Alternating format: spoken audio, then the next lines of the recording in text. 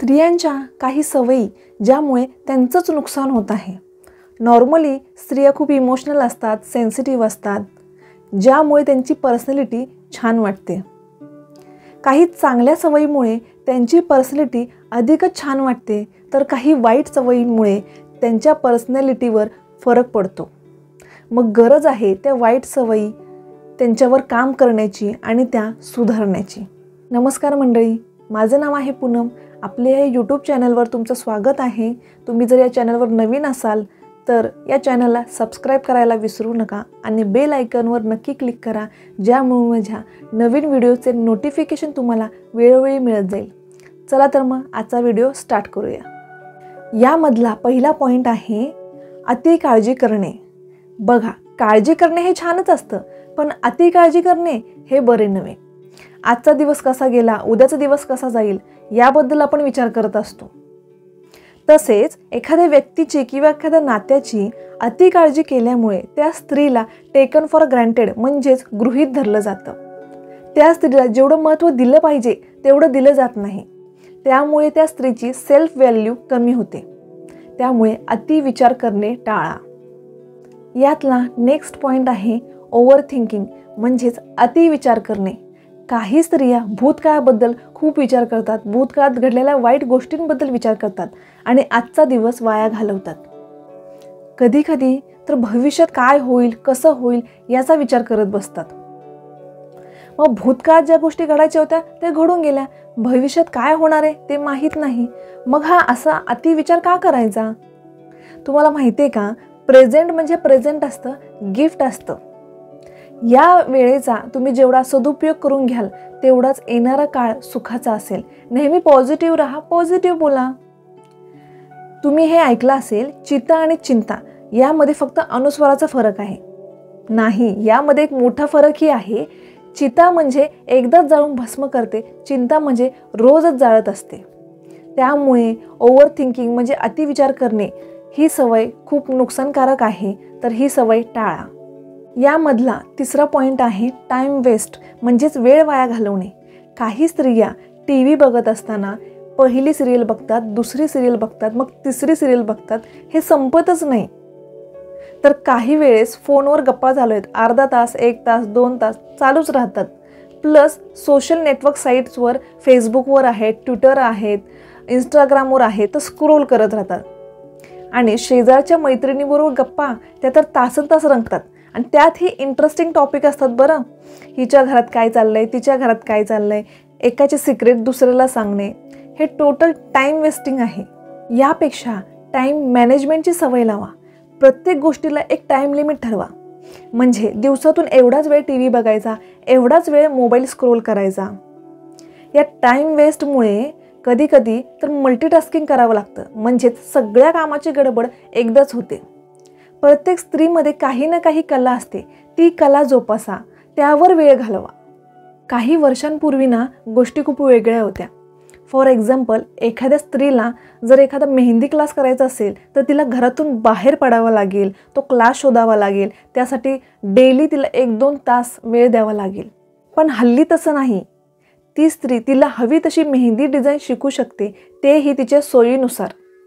अशा प्रकारे आपल्याला हवी ती कला आपण जोपासू शकतो आणि आपल्यातलं बेस्ट व्हर्जन शोधून काढू शकतो, कारण गेलेली वेळ कधीच परत येत नाही। Then stop time wasting. यातला नेक्स्ट पॉइंट आहे अनहेल्दी हॅबिट्स म्हणजेच स्त्रिया स्वतःच्या आरोग्याकडे दुर्लक्ष करतात। जेव्हा कधी स्त्रियाच्या आजारपणाची सुरुवात असते ना, तेव्हा त्या कम्प्लिटली इग्नोर करतात, अजिबात सिरियसली घेत नाही।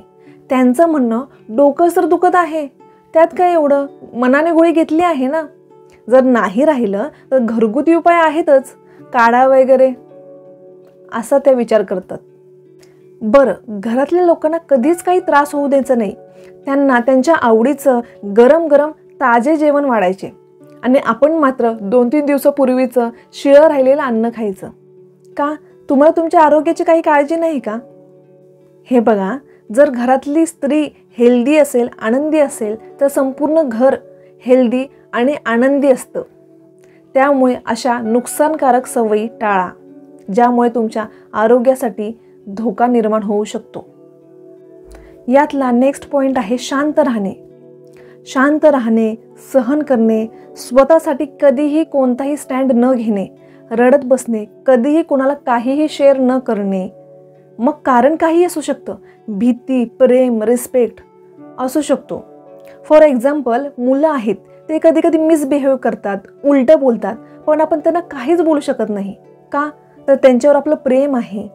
बरं, नवरा आहे, त्यांनाही आपण कधीच उलटं बोलू शकत नाही, कारण आपण त्यांचा रिस्पेक्ट करतो. कसं असतं ना, आपण जर शांत राहिलो, ऐकत राहिलो, तर समोरचा बोलतच राहतो, तो त्याची लिमिट क्रॉस करू शकतो. आणि गोष्ट जेव्हा आपल्या स्वाभिमानाची असते ना, तेव्हा तर अजिबात शांत नाही राहिलं पाहिजे, बोललं पाहिजे, स्वतःसाठी स्टँड घेतला पाहिजे, आपलं म्हणणं समोरच्यापर्यंत पोहोचलं पाहिजे. यातला नेक्स्ट पॉईंट आहे कंपेअरिंग, म्हणजे तुलना करणे. तुलना करणे म्हणजे स्वतःचा अपमान करणे होय. फॉर एक्झाम्पल, मी बऱ्याच स्त्रियांना गप्पा मारताना हे बघितलं आहे की एखादी स्त्री दुसऱ्या स्त्रीला असं म्हणत असते की तुमचे मिस्टर घरात जेवण बनवतात, साफसफाई करतात, किती छान ना, आमचे मिस्टर काहीच करत नाहीत. पण हे तुमचे काहीही न करणारे जे मिस्टर असतात, ते जेव्हा तुम्हाला जेवण बनवायचा कंटाळा येतो, तेव्हा तुझ्या आवडीचं काही पार्सल आणूया का, किंवा बाहेर जेवायला जाऊया का, असं विचारतातच ना. हे तुमच्या लक्षात येत नाही का? बघा, जिथे तुलना केली जाते ना, तिथे प्रेम आणि आपलेपणा कमी होऊन जातो. तुलना केल्यामुळे नेगेटिव्हिटी आणि जेलसी निर्माण होते. आणि तुलना करायचीच असेल ना, तर स्वतःची स्वतःबरोबर करा. काल मी कशी होते, आज मी कशी आहे, जसं मी तुम्हाला आधी सांगितलं, स्वतःचं बेस्ट व्हर्जन शोधा, सतत अपडेट होत राहा. यामधला लास्ट पॉईंट आहे मूड स्विंग्स होणे. बऱ्याचदा हे शरीरातल्या हॉर्मोनल चेंजेसमुळे होतात, म्हणजे चिडचिड होणे, उदास होणे, पटकन राग येणे, हे होतात. पण कधी कधी ते आपलं नेचर होऊन जातं. त्याचं जिवंत उदाहरण म्हणजे एखादं लहान मुलं आहे, ते सतत मस्ती करत असतं, पण त्याच्या आईला एखाद्या दिवस पटकन राग येतो आणि पटकन ती त्याच्यावर हात उचलते. बरं, थोड्या वेळाने ती स्वतःच रडते आणि परत मुलाला जवळ घेते, त्याच्यावर प्रेम करते आणि त्याला सॉरी म्हणते. हे मूड स्विंग्स आहेत. यासाठी आधीच शांतपणे विचार करणं गरजेचं आहे की ते तर लहान मुलं आहे, तर ते मस्ती करणारच. अशा नुकसानकारक सवयी तुम्ही टाळल्या पाहिजेत, ज्यामुळे तुमची पर्सनॅलिटी अजूनच छान होईल. व्हिडिओ जर आवडला असेल तर लाईक करा आणि आपल्या चॅनलला सबस्क्राईब नक्की करा. थँक्यू.